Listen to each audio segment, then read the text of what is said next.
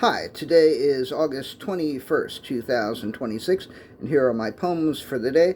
First one is poem number 1293 for the year, Bust of Sylvette, its west-facing side. Bust of Sylvette, its west-facing side, is the side most of us have more often eyed. It's the view one sees from most parts of the plaza, but this bust by Picasso also has another side. If you're an other side seeker, it's best viewed when exiting 100 Bleecker, and should you view that other side, you would see proof of something you may know already regarding the artist, the great Pablo P. He wasn't so big on precise symmetry. Poem number 1294, Mom.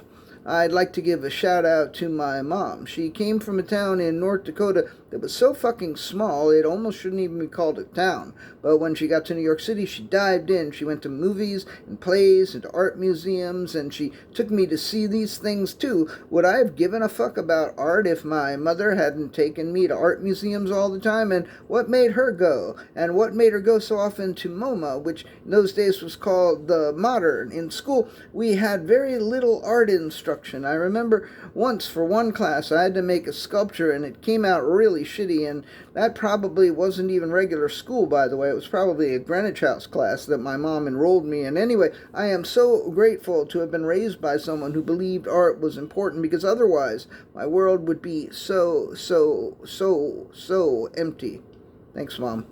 Poem number 1295, Desperation. My desperation level has decreased decidedly. That is, I no longer feel the desperation with the same level that I had when I was feeling more desperate. I still feel the true and desperate desperation that I have always felt, the same sense of urgency, although it doesn't feel as urgent, and the same sense of it must be this way, but something has shifted, diminished, quieted, and I suppose that if this continues, I will live my life in shifted, diminished, quiet desperation. Poem number 1296, The Complacency. The complacency was incapable of being placated, was actually quite the opposite of complacent.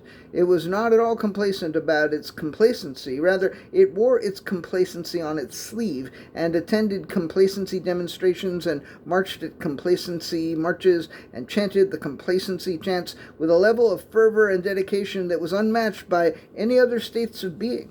Perhaps this was ironic, but the complacency was anything but ironic, because irony suggested ironic detachment, and the complacency was the opposite of detachment. However, none of this made the complacency particularly interesting or fun to be around.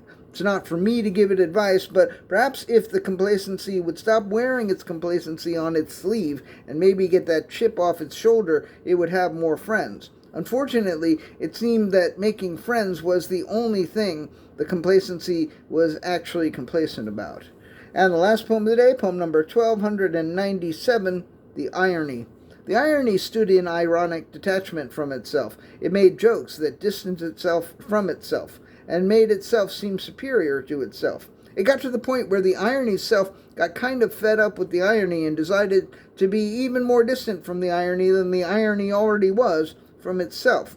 And then the distance between the irony and itself became so great that the irony began to feel a genuine and unironic desire to be closer to itself. But ironically, the irony's self had grown attached to being detached from the irony, and decided to maintain the distance when it wasn't actively increasing it. And all who witnessed these events could do nothing but stand by and marvel at the irony. All right, that's it. Thank you. I appreciate you.